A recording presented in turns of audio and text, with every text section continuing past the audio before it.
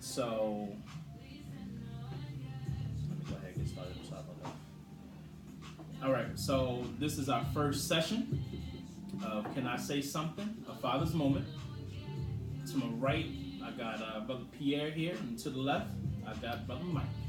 We're going to kick things off on how we get started. So, let's, how do we become friends, guys? How did this come about? Shit, maybe I'll kick it off. What I would say is we go back, man. So my first time meeting Mike, it was in 5th grade, William Henry Middle School, Dover, Delaware.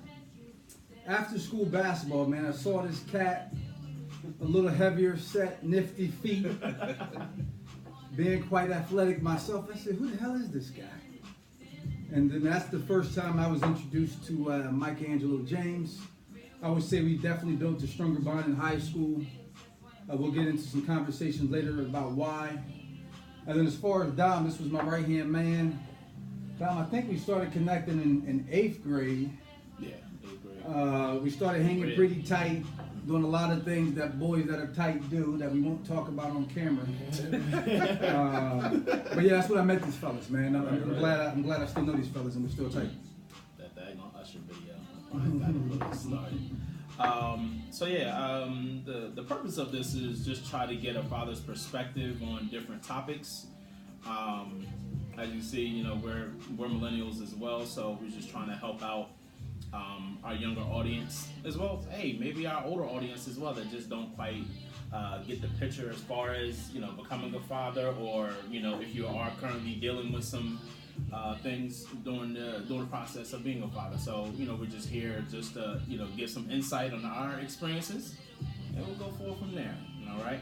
So first thing we'll talk about is fatherhood in 2018, man. You know, with everything that's going on, just a little bit of background on myself. I got a 7-year-old and a 2-year-old, and I think technology has taken over. I agree with that. So they're not in, you know, any form of social media like Instagram and Facebook, things of that nature, but they're definitely, you know, heavy into YouTube, heavy into, you know, different apps on phones and things of that nature. So, you know, guys, give me a little bit of what you guys are dealing with here. As far as on my end, I have one, and she is currently 16, Okay. Jada. I don't really have too many issues as far as with social media because we don't allow her to have most of the applications that's available.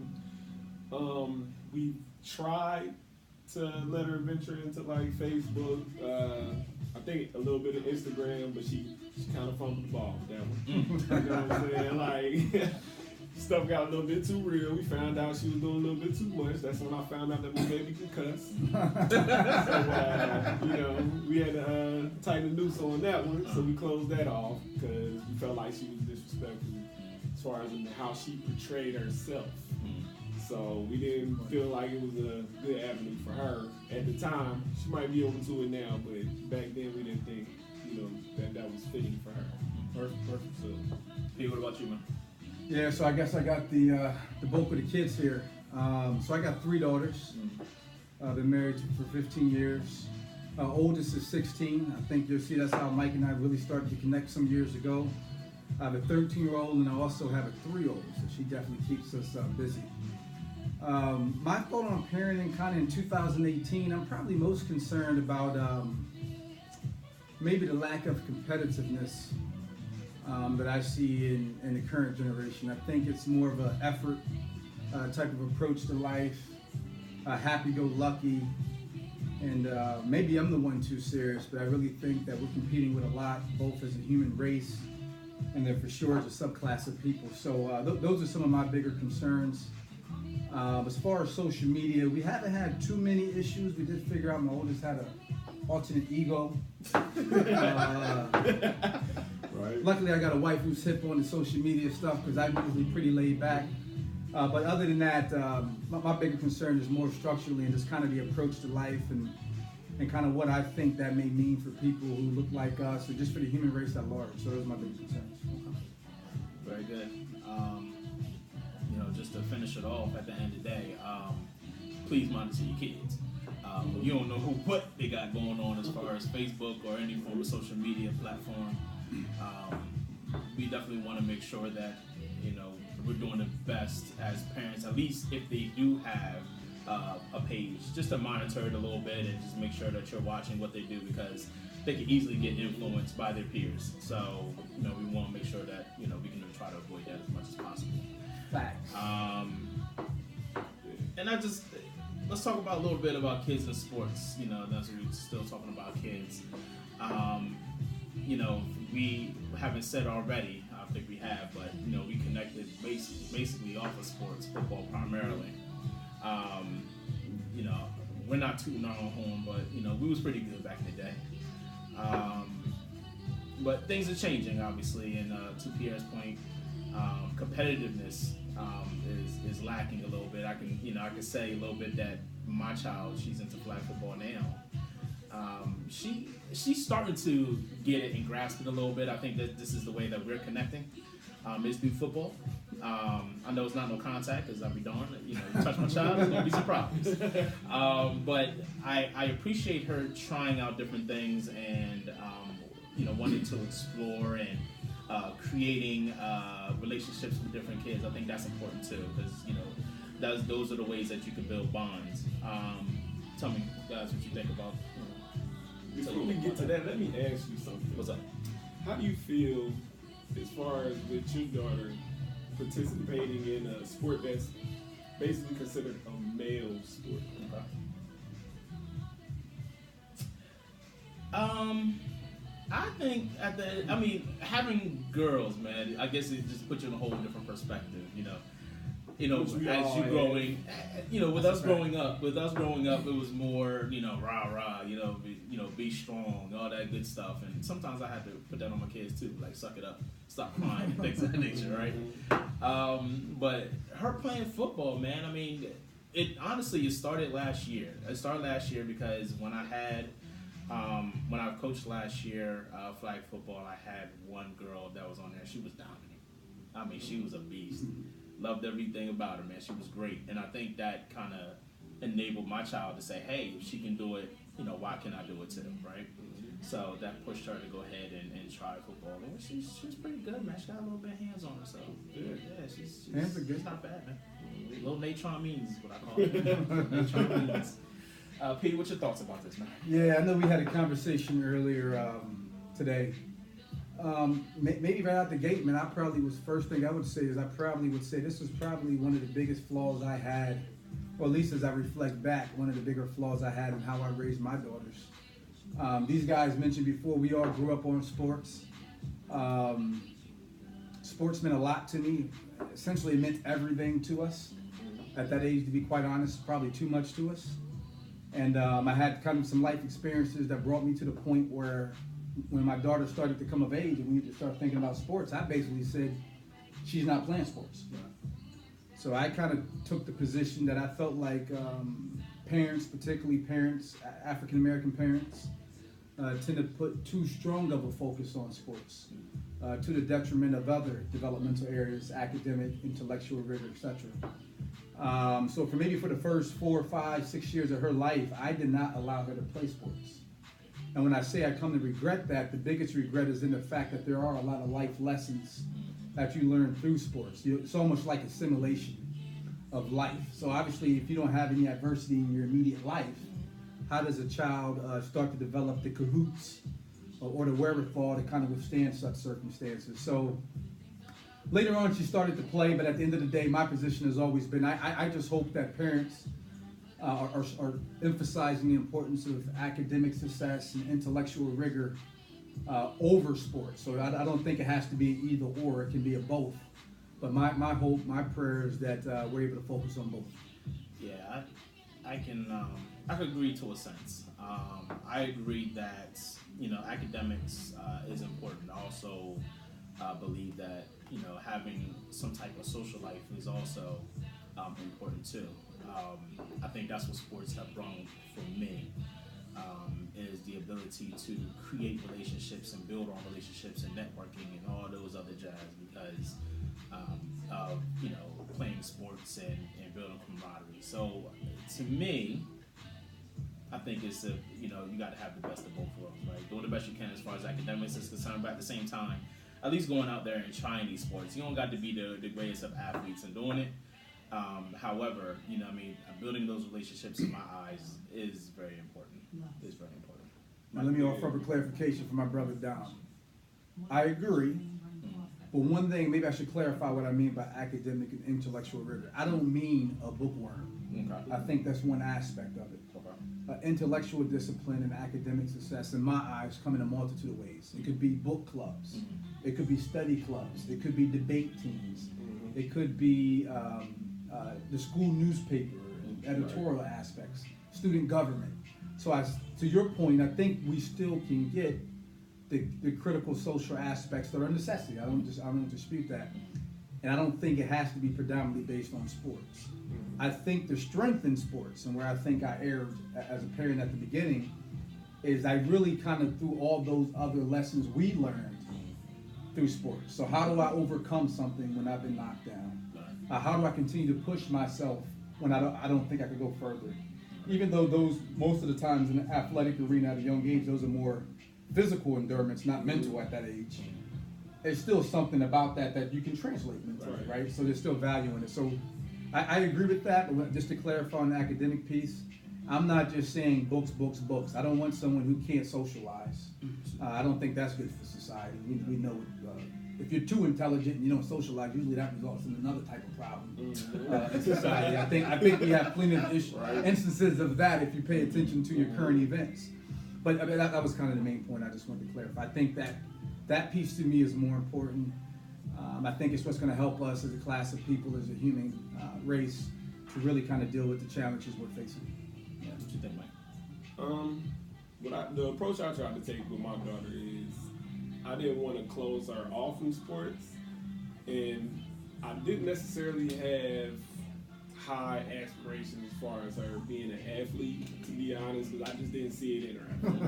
I didn't see the competitive edge yet. Gotcha. But over the years, she has developed it. You know what I mean? She's gotten a lot better at all of the sports that she participates in. I think the thing that I valued the most as far as with her is I never, whether it was through sports or academically, had to push her to do either one. She naturally just did it. Okay. You know what I mean? So I feel like me personally, I had it made. I had it easy when it came to that. I never had to, force her to come in and do homework. But she pretty much had it all down pat, and it was just me putting her in a position to be able to do it. Hey, brother Mike is blessed. Yes, he is. Let me tell you, my child at 7 years old. My child at 7, man. My kids do a good job. I'm being facetious here, but I mean, I think my child, she's starting to learn her own, right? At the end of the day, her own personality. Watching kids grow is definitely a blessing. I would say that. I feel like she's not there all the way, only because maybe I think that she's not being as challenged academically. So again, she's in second grade, and work is easy. It's easy for her. So I try to challenge her in other ways. You know what I mean? Hey, can you read a book? Can you do that for about 15, 20 minutes? Just try to get your brain working a little bit. You know what I mean? So if we do that, that would help out as well. I think also, since she is trying to go on her own, I think my position on it is just trying to guide her in the right direction. I think that's probably the not even saying a challenge, but it's an everyday struggle a little bit. You want to make sure that your child is doing the right thing, and don't give me no back talk, man. Go do his homework. You know what I mean? Right. But I think at the end of the day, again, I'll point it back to just being a father. I think it's a true blessing. Watching your kids grow and having their own personalities, and be like, oh man, you get that from your mom. Oh man. Oh, that little run you did? Oh yeah, that's me. That's me. That's me right there. That's me. That's me. So, I enjoy these experiences. I enjoy these times because I know I'll never get that back. So, I'm definitely appreciative of the opportunities it's given. what else you guys got? Let me jump in on something. I was thinking about this the other day. We all have daughters, right? And me and Pierre started the whole thing off a little bit earlier. Definitely earlier than anticipated. But, kids doing adult activities. Yeah. Stay away from them. It's funny how over the years we grew up as close as we were, but our daughters really haven't spent that much time together. And I think a lot of it is due to the fact that yours were a little bit farther out as far as the reach, because y'all went to Georgia and, you know, Wisconsin. Dom, you was up north, you know what I'm saying? Like, I don't think that it was something, I don't necessarily think that it was a fault, something that we intentionally did. But the thing that I'm happy about now is that they're all starting to come together now. And I thought it was somewhat magical the way that my daughter and Pierre's oldest daughter clicked up as soon as they met each other. Yeah, similar interests, yeah. Huh? Yeah, it's just like, it's almost like they split images. They participate in the same sports. They both achieve very high as far as academically. You know, they are both even kids. You know what I'm saying? Like, and it's just amazing to me to see how the interaction between my daughters and then my nieces and my nephews interact with y'all's daughters. It just, to me, it just felt like it was fitting. And I'm just glad that there was a continuance. And I feel like it's important that we maintain it. Yeah. You know what I mean? I would agree. I think as we're getting older, as Pierre said, we learn to appreciate the things that we haven't appreciated when we were younger. So, you know, having those, you know, let's come together, family outings, things of that nature, it really do help. You know, even if it's you know, we could do like a, you know, men's night out, you know what I mean, and have all the girls, you know, congregate into one household. You know, I mean, at the end of the day, I mean, I think that's what family is all about. Even if it's extended family, is getting those opportunities to come together and, you know, for that little bit of time. It don't have to be a long time, but just for that time being, just, you know, enjoy each other's company. I think that's what's important. What you think? Yeah, just to add one thought, I kind of look at it the same way, man. My wife was a military brat. So obviously I was kind of born and bred in Dover my entire life until collegiate years, but it's kind of funny because we have conversations all the time, and one thing she talks about sometimes is she doesn't really have the long-standing friendships that go back to 5th grade or 8th grade, in large part because of kind of her parents being military personnel. They often move, which is kind of where we find ourselves at the moment where we're bouncing around a little bit. But the great thing I like, to Mike's point, is by kind of putting our kids in a situation where they're circumstantially similarly situated. To your point, we go out, we bring them together. When I come to Dover, I'm always usually trying to find Mike if I have Jonay with me so she can hang out with Jada, Jay so she can hang out with Shemaya. So at the end of the day, I view it as like by putting them together, inevitably it's going to create moments for them, right? Whether they're going to the movies, they're going skating, they're going to the mall. And then just like us, when you're a teenager, man, you're dismissive. You don't really think about the small things. But when they have a moment of introspection when they get older, they're going to reflect back like, wow, you know what I mean? Like, I think it'd be interesting for Janae and Jay to say, wow, literally we went from riding in the same car and car seats next to each other when we were less than one. And hopefully we still have some type of relationship as young women. So to me, I think that's impressive. I think as fathers, being fellas, obviously it's easier for us since we've got a really nice bond to make those moments happen. And to Mike's point, I think we just need to continue to make sure they happen. Yeah, I agree. All right, well, I mean, the reason why we're here is because of Mike's birthday, so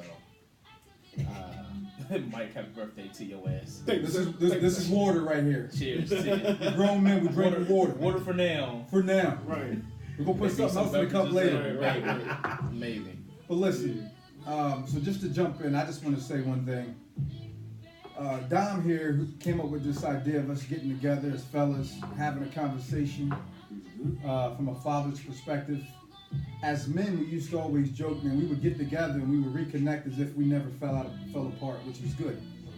Years ago, it didn't happen as often, maybe every other year. since us now being closer, is happening quite regularly. And one of the things we just started to talk about, every time we get together, we're throwing the fellas not out. And we're probably going to turn up a little bit, a little later on. We won't be as reserved as we are now. But at the end of the day, every time we get together, it shouldn't always be about the turn up. We're grown men. Right. We have significant others. We have kids. So at the end of the day, I think one thing that we're hoping comes out through our conversation, and as we get better with technology and so forth, maybe you guys will be able to join us, is really just having a group of men get together and talk about a variety of different topics from a man's perspective, from a father's perspective, and just give some thoughts, man. There's no right or wrong way. It's just the way it works for your family. So hopefully you guys will take the journey with us. Yeah, absolutely. Looking forward to it. All right. Well, I would say this will conclude our first session. I thank you all for listening to us. First of many. Right. My goal is obviously to connect with everyone as much as possible. But more importantly, just to try to give some insight on our daily living, and hopefully it'll help you guys in the long run. So. Cheers to all you guys for listening. I appreciate it. And till next time. Till next time. See you later. Take care. Something new.